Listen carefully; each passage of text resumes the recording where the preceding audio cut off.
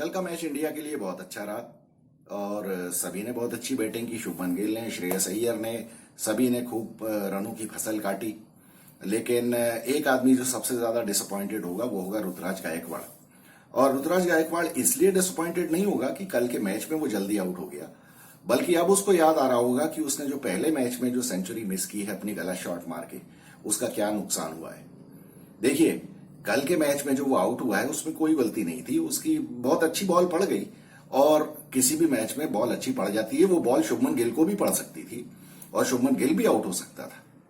लेकिन देखिए, मैं यही कहता हूं हमेशा कि जब आप अच्छा खेल रहे हो उस टाइम आप जितने ज्यादा रन बना सकते हो उतना रन बना लेने चाहिए, क्योंकि आपने पहले मैच में सेंचुरी मिस कर दी गलत शॉट मार के, और कल के मैच में एक बॉल अच्छी पड़ गई।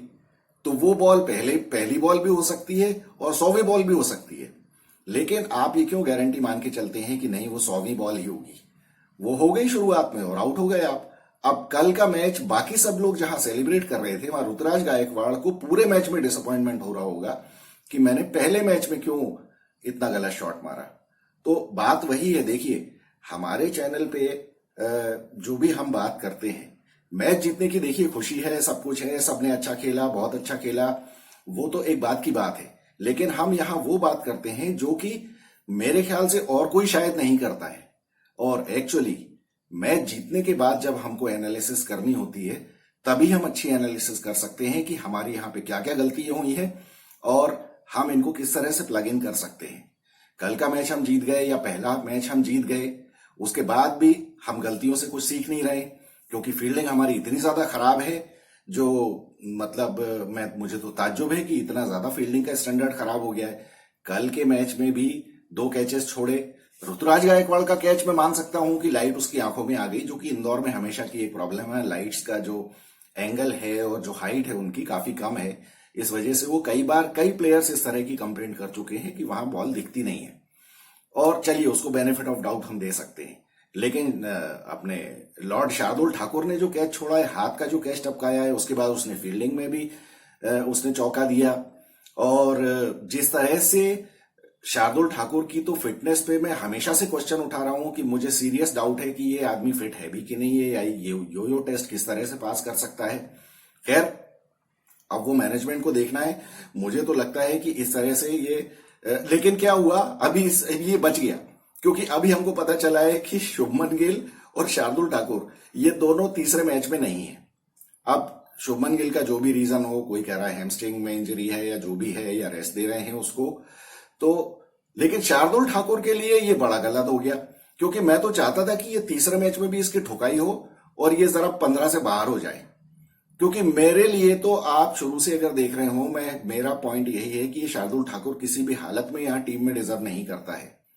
इंडिया में ये अभी इंडिया की टीम में वैसे भी बॉलिंग स्ट्रेंथ इतनी ज्यादा है कि आपको उस 8वें नंबर पे शार्दुल ठाकुर की जरूरत नहीं है।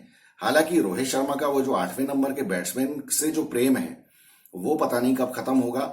अब हालांकि मुझे ऐसा लगता है कि जिस तरह से बैटिंग की परफॉर्मेंस चल रही है, ये देख के कोई बहुत ज्यादा खुश होने की जरूरत नहीं है। ऐसा नहीं है कि हमारी टीम बिल्कुल अब वर्ल्ड अनबीटन टीम हो गई है और ये बहुत ज्यादा अच्छी बैटिंग कर रहे हैं। देखिए, अभी पिछले जो 5-6 मैचेस हुए हैं इंडिया के, उसमें से एशिया कप का जो पाकिस्तान के अगेंस्ट मैच हुआ था इंडिया का, बस उसी मैच में बैटिंग थोड़ी सी टेस्ट हुई है। और देखिए फर्क क्या है, ये लोग उस मैच में क्यों टेंशन में आए और क्यों इंडिया के 4 विकेट गिर गए, क्योंकि जब इनके ऊपर प्रेशर आता है ना, तब ये चरमरा जाते हैं, बैटिंग लड़खड़ा जाती है बुरी तरह से। वो तो भला हो ईशान किशन का और हार्दिक पांड्या का जो उन लोगों ने वो मैच बचा लिया था, अदरवाइज ये लोग पहले आधे टाइम में ही मैच पूरा हार सकते थे। तो देखिए, अभी फर्क ये होता है कि इंडियन टीम उसके बाद से जितने भी मैचेस खेली है, इंडिया के ऊपर कोई भी प्रेशर नहीं था, क्योंकि पाकिस्तान बुरी तरह से एक्सपोज हो चुका था और शुभमन गिल ने और रोहित शर्मा ने अपनी बैटिंग की थोड़ी सी अप्रोच चेंज कर ली थी। ये जो भी मैचेस उसके बाद हुए हैं, श्रीलंका, बांग्लादेश का तो चलिए एक ट्रायल मैच टाइप का था। फिर श्रीलंका की टीम उतनी ज्यादा एक्सपीरियंस नहीं है। और ये जितने भी मैचेस हुए हैं उसके बाद से, ऑस्ट्रेलिया इंक्लूडेड, ऑस्ट्रेलिया तो देखिए पूरा एक्सपेरिमेंट मोड में है और मैं ये दो मैचेस ऑस्ट्रेलिया को हराने के बाद कुछ बहुत ज्यादा ये सीरियसली मेरी नजर में कुछ भी नहीं है कि ये ऑस्ट्रेलिया बिल्कुल लेट गई है या ऑस्ट्रेलिया को बिल्कुल धराशायी कर दिया है। ऑस्ट्रेलिया जब 8 तारीख को इंडिया से मिलेगी वो बिल्कुल ही एक डिफरेंट टीम होगी, उसका अपीयरेंस ही डिफरेंट होगा और उनका अप्रोच डिफरेंट होगा। अभी ये पहले 2 मैचेस में उनमें वो जो ऑस्ट्रेलियन फाइटिंग स्पिरिट है वो बिल्कुल नजर ही नहीं आई, क्योंकि वो लोग तो अपना कॉम्बिनेशन वो भी ढूंढ रहे हैं और पता इसी से चलता है। मिचेल स्टार्क, अब वो चाहे वो अपनी इंजरी को नर्स कर रहा हो या कुछ भी कर रहा हो, वो वर्ल्ड कप में आ जाएगा टीम में। और वर्ल्ड कप में जो मिचेल स्टार्क का जो बॉलिंग का रिकॉर्ड है, अच्छी अच्छी टीमों को पसीने आ जाएंगे और इंडिया इंक्लूडेड। तो मुझे वो कोई बहुत ज्यादा खुशी इस बात से नहीं है कि हमने ऑस्ट्रेलिया को हरा दिया। वो ठीक है, एकेडमिक पॉइंट ऑफ व्यू से ठीक है कि इंडिया ने उसको हरा दिया और रिकॉर्ड में चला गया कि इंडिया सीरीज जीत गई है, इंडिया नंबर 1 हो गई ओडीआई में। वो सब बेकार की बातें हैं। अभी आप ये देखिए, ये सारे मैचेस में इंडिया के ऊपर नॉकआउट का कोई प्रेशर नहीं था। ये बात आप तय कर लीजिए, इसको अभी देख लें आप। ये लोग कल जिस तरह से खेले हैं, इसमें भी जो गलतियां हैं इनकी, शुभमन गिल और श्रेयस अय्यर, चलिए मैंने मान लिया श्रेयस अय्यर बहुत प्रेशर में था, सब कुछ था, लेकिन कल के मैच में ऐसा कुछ भी नहीं था कि आप अगर कल का मैच हार गए तो आप वर्ल्ड कप से बाहर हो जाओगे। वो प्रेशर जिस दिन आएगा ना, मैं सारे बैट्समैन को देखूंगा कि ये कैसे बैटिंग करते हैं। फिर उसके बाद टॉस जीत के जो स्टीव स्मिथ ने राहुल की किस्मत से इनको पहले बैटिंग दे दी, इनको बहुत अच्छे विकेट पे बैटिंग करने का मौका मिल गया। और सिवाय एक वो ऋतुराज गायकवाड़ को जो अच्छी बॉल पड़ी है, उसके अलावा कुछ बॉलिंग भी अच्छी नहीं की। अब शॉन एबर्ट और ये आपका जो इनका स्पेंसर जॉनसन नया जो बॉलर था, वो तो बिल्कुल ही नया ही बॉलर है, बिल्कुल ही बच्चा ही है वो। शॉन एबर्ट मुझे नहीं लगता कि इस लेवल पे कोई बहुत अच्छा बॉलर है। जिस तरह की बॉलिंग उन्होंने की, वो तो ये है कि आओ मुझे पीटो, इस तरह की बॉलिंग थी उनकी।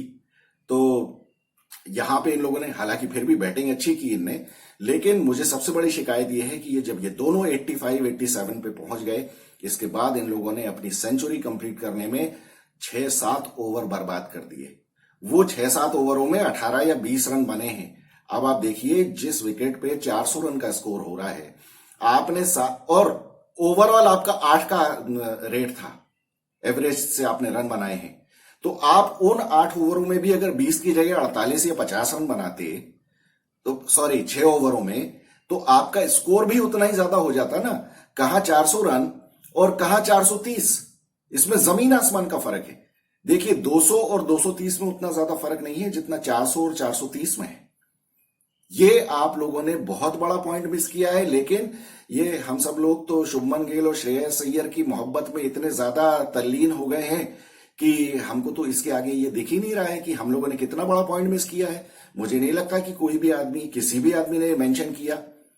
कमेंटेटर्स तो मुझे लगता है कि वो कमेंटेटर्स तो खैर जियो सिनेमा जो पकड़ के लाया है वो तो, और रहा सहा तो उन्होंने वो सेकंड जो हाफ शुरू हुआ उसमें वो अभिषेक नैयर को बिठा दिया। अब पहले तो देखिए, मैंने हिंदी कमेंट्री से जान छुड़ाई, जिसमें वो आकाश चोपड़ा और वो अपना अमित मिश्रा और पता नहीं सुरेश रैना, तो चलो फिर भी ठीक है, वो एक्स क्रिकेटर है। लेकिन ये बाकी लोग तो मजाक, हंसी मजाक, गाने गाने के अलावा कुछ नहीं कर रहे हैं। और ऊपर से इंग्लिश कमेंट्री में मुझे उम्मीद थी कि चलो हर्षा भोगले और ये मार्क वॉर, सुनील गावस्कर को सुनने का मौका मिलेगा, तो वहां वो अभिषेक नैयर को पकड़ के ले आए। मतलब दर्शकों के साथ इससे ज्यादा अत्याचार और क्या हो सकता है। जियो सिनेमा को ये सीरियसली सोचना चाहिए। आप इतना ज्यादा इन्वेस्टमेंट कर रहे हो, 10 एंगल से आप मैच दिखा रहे हो, तो कमेंटेटर्स तो जरा ढंग के लेके आओ। पता नहीं ये इन लोगों को कब समझ में आएगा। हंसी मजाक अपनी तरफ है, लेकिन कमेंट्री का स्टैंडर्ड तो ठीक होना चाहिए ना।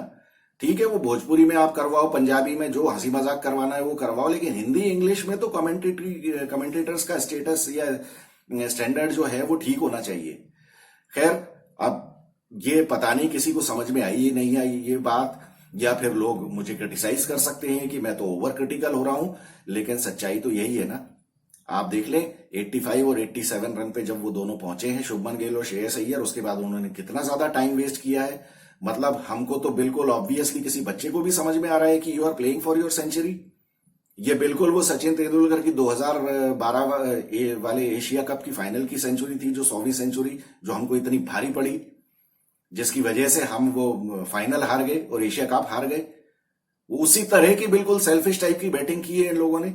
और उसके बाद भी आप या तो रिकवर कर, खैर देखिए मैं ये कहता हूं रिकवरी की जो बात करते हैं ना कि एक बार सेंचुरी हो जाए, कमेंटेटर्स को भी मुझे तरस आ रहा था उनके ऊपर कि एक बार इनकी सेंचुरी हो जाए फिर ये लोग रिकवर कर लेंगे। हुआ क्या, सेंचुरी करने के बाद एक 104 पे आउट हो गया, एक 105 पे आउट हो गया। फिर आपने क्या किया, मतलब ये तो सीधे सीधे आपने देश को चूना लगा दिया। और देश को चूना लगा के आप अपनी सेंचुरी अपने रिकॉर्ड में लिख के और चले गए। और जनता, जनता के बारे में तो क्या कहा जाए, जनता इतनी मूर्ख है। ये जो क्रिकेट के फैंस हैं ना इन लोगों के, मतलब किसी आदमी का अगर कोई क्रिकेटर हीरो हो जाए उससे ज्यादा तो मुझे तरस उसकी मंदबुद्धि पे आ ही नहीं सकता है। कोई क्रिकेटर कैसे किसी का हीरो हो सकता है यार। ये लोग सब एंटरटेनर्स हैं, ये लोग they are all jokers, they are being paid for it. It is their profession. It is their duty to do what they are supposed to do on the ground for everyone, for everyone's entertainment. In fact, ये लोग कैसे किसी के hero हो सकते हैं। विराट कोहली एक अच्छा बैट्समैन हो सकता है, महेंद्र सिंह धोनी एक अच्छा क्रिकेट कैप्टन हो सकता है, but they can not be my heroes. यार ये लोग प्रोफेशनल क्रिकेटर्स हैं, ये अपना काम कर रहे हैं। जिस तरह से आप अपना एक जॉब कर रहे हैं उस तरह से ये अपना जॉब कर रहे हैं। So they are obliged to perform when they are paid so highly, so richly, and when they are given facilities, 7-star facilities, business class में ट्रेवल, मतलब आप और हम सोच भी नहीं सकते हैं इस बात को। और ये लोग वहां पे जाके ये काम करते हैं अपनी सेंचुरी के लिए। देश का बिल्कुल इन्होंने कबाड़ा कर दिया। वो कोई देखिए सीरियस अगर मैच चल रहा होता ना तो कल इन दोनों की सेंचुरी की वजह से ही हम मैच हारते। क्योंकि देखिए अभी आप लोग जरा ध्यान रखें इस बात को, अभी जरा वर्ल्ड कप शुरू होने दो आप। ये जितने सूर्य कुमार यादव और श्रेयस अय्यर और ये जितने रन बना रहे हैं ना, ये अभी इनकी सबकी पोल खुल जाएगी। जहां नॉकआउट आता है ना इनके चेहरे पे हवाइयां उड़ने लग जाती हैं, इंक्लूडिंग रोहित शर्मा। अभी पिछले 6-7 मैचेस जो भी ये इंडिया जीती है इसमें एक भी मैच में ये लोग प्रेशराइज नहीं हुए। प्रेशराइज थोड़ा सा हुए थे वो श्रीलंका के मैच में जब ये 213 पे आउट हो गए थे एशिया कप में, लेकिन उसमें हुआ क्या, उसमें तो वो उनके इनएक्सपीरियंस की वजह से ही आप मैच जीत गए। उनकी जगह कोई भी ढंग की टीम हो, केन विलियमसन कप्तान हो सामने या स्टीव स्मिथ हो, ये लोग आपको वहीं मसक के रख देंगे, ये आपको निकलने का मौका नहीं देंगे। तो ये जिस तरह की गलती इन लोगों ने की थी, ये इसका कौन जवाब देगा। लेकिन जवाब तो तब होगा जब कोई सवाल पूछेगा। बड़े बड़े खुश हो गए हम कि हमने ऑस्ट्रेलिया को 228 पे ऑल आउट कर दिया और बहुत बढ़िया तरीके से रौंद दिया ऑस्ट्रेलिया को, और ये है और वो है। आखिरी में शॉन एबर्ट ने जिस तरह से पिटाई की है उसका कुछ जवाब है किसी के पास। कल के मैच में मोहम्मद शामी, मुझे इतना ज्यादा मैं प्रेज करता हूं मोहम्मद शामी को। वो मोहम्मद शामी को कौन बताएगा भैया कि शॉन एबर्ट तुझे लगा हुआ है पीटने और तू फिर भी वही टेस्ट मैच लेंथ की बॉलिंग किए चला जा रहा है। आप लोगों ने अगर देखा हो आखिरी में सूर्य कुमार यादव जब बैटिंग कर रहा था, जब ये पीट रहा था बुरी तरह से लेफ्ट एंड राइट सबको, कैमरून ग्रीन और शॉन एबर्ट सभी को, आखिरी ओवर्स में स्काई को शॉन एबर्ट ने रन नहीं बनाने दिए। कैसे उन्होंने उसको पहचान लिया, ऑफ स्टंप के बाहर वो बॉल करने लगे, इवन उन्होंने 4-4 फुल टॉसेस फेंकी और सूर्य कुमार यादव से कनेक्ट नहीं हुआ। तो ये होती है इंटेलिजेंस कि मैच किस तरह से हो रहा है, बैट्समैन क्या खेल रहा है, उसको मैं किस तरह से पकड़ सकता हूं। नहीं तो वहीं 3-4 छक्के और पड़ जाते तो यही मैच फिर से 430 का हो जाता। लेकिन वहां पे उन्होंने रोक लिया। इवन मैं हमेशा बोलता हूं स्लोअर बाउंसर, शॉन एबर्ट ने कितने स्लोअर बाउंसर्स मारे सूर्य कुमार यादव को जो उससे कनेक्ट ही नहीं हुए। वो उसने जज ही नहीं कर पाया कि ये स्लोअर बाउंसर्स हैं। और वही अगर फास्ट बाउंसर्स होते तो वो छक्के चले जाते। वो ग्राउंड भी वैसे इतना छोटा है। बाय द वे उससे मुझे समझ में आया कि ये इंदौर में इतना बड़ा ये इन्होंने ग्राउंड क्यों बनाया हुआ है। इंदौर में अगर मैच करवाना ही है तो जिन होटलों में ये लोग टीमों को रुकाते हैं ना, उनके लॉन में ही करवा लेना चाहिए मैच। फालतू वहां ग्राउंड तक जाने की जहमत क्यों उठाना है। पता नहीं बीसीसीआई को कब समझ में आएगा ये 55 मीटर की बाउंड्री और 60 मीटर की बाउंड्री क्या मजाक लगा रखा है बिल्कुल। खैर अब वो तो उसमें प्लेयर्स क्या कर सकते हैं, जब आपको ग्राउंड इतना छोटा मिलेगा तो फिर तो क्या है, सारे लोग ही खड़े होके लप्पे चलाएंगे। खैर हम इस गलतफहमी में ना पड़े कि बहुत ज्यादा कुछ बहुत अच्छा मैच हम जीत गए, क्योंकि ऑस्ट्रेलिया सीरियस नहीं थी कल के मैच में। अश्विन ने बॉलिंग अच्छी कर दी। अब अश्विन ने, जडेजा ने बॉलिंग अच्छी कर दी। आप लोगों ने ऑब्जर्व किया होगा कि जब मैच बाद में शुरू हुआ बारिश होने के बाद, पिच बिल्कुल ड्रास्टिकली चेंज हो गई। पिच इतना ज्यादा स्पिन लेने लगी जो कि इंदौर में कभी लेती नहीं है। लेकिन इतना ज्यादा स्क्वायर टर्न होने लगा बॉल कि उसमें बैट्समैन क्या कर सकता है। और 400 रन का प्रेशर खैर इतना ज्यादा होता है कि शुरू में प्रसिद्ध कृष्णा ने अच्छी बॉलिंग कर दी। और अच्छी बॉलिंग क्या कर दी, अब वो तो उनके ऊपर इतना ज्यादा आस्किंग रेट का प्रेशर था कि मैथ्यू शॉर्ट और स्टीव स्मिथ आउट हो गए। अब स्टीव स्मिथ, आप किसी 80 मीटर के ग्राउंड में जब मैच होगा तो पहली बात तो आप 400 रन बना नहीं पाओगे। अभी 8 तारीख को पता चल जाएगा हम कितने रन बनाते हैं ऑस्ट्रेलिया के अगेंस्ट। और वहां पे जब प्रेशर होता है नॉकआउट होने का या वर्ल्ड कप का एक इंपॉर्टेंट मैच हारने का, वहां हाव भाव से ही पता चल जाता है कि आपकी मेंटल स्ट्रेंथ क्या है।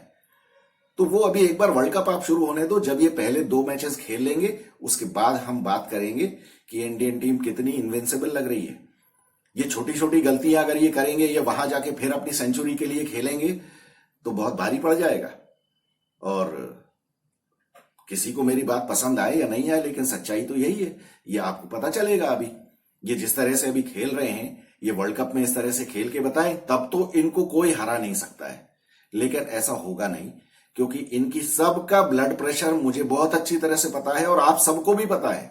लेकिन अफसोस इस बात का है कि आप में से बहुत सारे लोग इसको एक्सेप्ट नहीं करना चाहते हैं कि जब भी ये लोग जहां प्रेशर में आते हैं, जहां नॉकआउट का डर होता है, जहां एक मैच के हारने से इनकी पोजीशन पे इफेक्ट होने का डर होता है, तब इनकी हवाइयां उड़ने लगती हैं। तो अभी चलिए देखते हैं अब राजकोट में क्या होता है। पूरी टीम आ जाएगी, विराट कोहली, रोहित शर्मा साहब आ जाएंगे। अब क्या होगा, मैं आपको एक चीज बता रहा हूं, अब जब ये सारी टीम आ जाएगी तो अब इनके ऊपर बहुत बुरी तरह से प्रेशर हो जाएगा कि जब आप अपनी फुल फ्लेश टीम खिला रहे हो, चलिए शुभमन गिल को हम मान लेते हैं, निकाल देंगे, उसकी जगह कोई दूसरा कर लेगा, लेकिन विराट कोहली, रोहित शर्मा, जसप्रीत बुमराह और ये सब जब आ जाएंगे टीम में, तब आपके लिए मैच 100% जीतना बहुत जरूरी हो जाएगा। क्योंकि वहां ऑस्ट्रेलिया भी अब अपनी प्रेस्टीज के लिए खेल रहा है। अब अगर ये मैच हार गए पूरी अपनी फुल स्ट्रेंथ के साथ, तो इनकी बहुत बेइज्जती हो जाएगी। ये मेंटल प्रेशर होगा इनके ऊपर। तो तीसरा मैच होगा मजेदार। अब देखते हैं क्या होता है और किस तरह से ऑस्ट्रेलिया अपनी इज्जत बचाती है या इंडिया अपनी इज्जत बचाती है। क्योंकि अभी तक तो ये फ्रिंज या बेंच स्ट्रेंथ वाले प्लेयर्स खेल रहे थे। अब जब फुल फ्लेश टीम आती है तो आपको अपनी इज्जत बचाना जरूरी हो जाता है। मजेदार मैच होगा राजकोट वाला। मिलेंगे मैच के बाद। Thank you so much.